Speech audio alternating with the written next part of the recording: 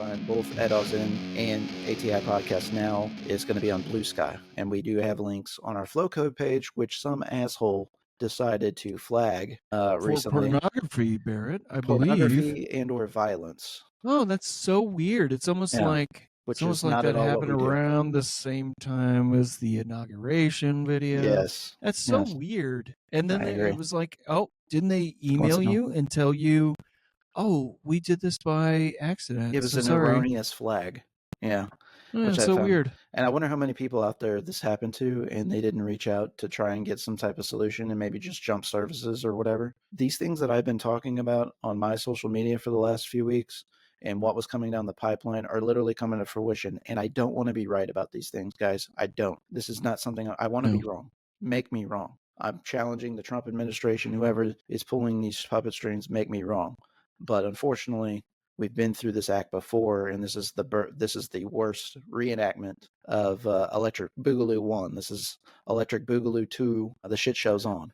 Yeah, well, it's the shock and awe part that they always talked about. Yeah, you guys got to be able to, we're going to be here for you, but you have to understand, like, take this moment and actually do something about it. If you sit still and you don't fucking do anything and you go and talk to a bunch of fucking people out there, interview a bunch of people out there, and you can't pull the fucking trigger, you're part of the problem. And believe me, we're not making these decisions lightly ourselves. I know that Brandon and I have invested into Instagram and building our audience and making connections and building a community there. And it's been helpful even discovering obscure artists and talents for us to talk to for our shows. We don't make this decision especially lightly. You have definitely interviewed some interesting people, more than me, but yeah. This is the situation, and I will address some of the people that I've spoken to privately or peripherally about this. One theme that comes up in discussion is, why don't you just stay on there and you be the agent of change? Fortunately, that's not the way that this game is being played. People are being censored. Things are being taken down. We've seen it happen to ourselves. I went from 50,000 interactions routinely down to 17,000 interactions shortly after some things changed on Instagram.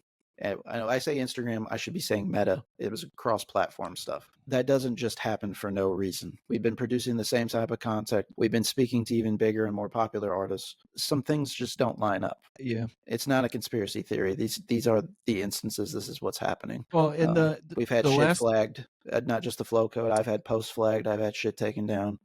I've been capped out on tagging people. Brandon and I collaborate all the time. Brandon, you shared something the other day and it wouldn't even report on mine, but it was to do with and your it's so weird. episode. It's so weird that was the inauguration post. Yeah. The one thing I'll tell you, we keep on saying this whole thing where we stay there and be the change. It's not that world anymore. This happens all the fucking time. We get into a bad spot and then you're like, just have hope. I have hope in a different thing, which is, we've done the same thing over and over again because we want to stay in the bottle. We don't want to explode out of it. But you guys, if we keep on doing this thing, they don't give a fuck about us. They haven't changed. Right.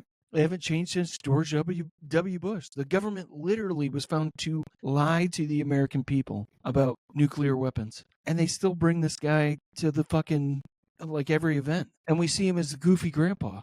Right. No. He's not the goofy grandpa. He killed men, women, and children with his little fucking war. Yeah. And now we have the same thing fucking happening, but they're blatantly doing it to us to our face. So I understand if you think that there's still hope in this system, because I did that for so fucking long. I get it, but something's got to fucking change. Things don't change with us sitting on our hands or being willfully ignorant or anything like that. Just even having conversations like this is beneficial because it challenges people to think that maybe otherwise wouldn't have. And even if I just get through to one person with the discussion that we've decided to close things out with today, I will consider this a great success because that's how we change the world, is we change one mind at a time. And it's not even so much about that the goal is to change somebody's mind. The goal is to educate people because people are ignorant in life, and ignorance is just a lack of knowledge. And sometimes you need to bring that to the forefront of the discussion. Some people don't want to deal with it, and they say they don't want to deal with it. It has nothing to do with them, but it actually will affect them in the end. Take some resource materials, folks, and I'm going to put them in the episode details for this episode. But look at the $500 billion Oracle deal announced by Trump. Look at what happened with TikTok getting shut down and coming back on, and thanking Trump for it.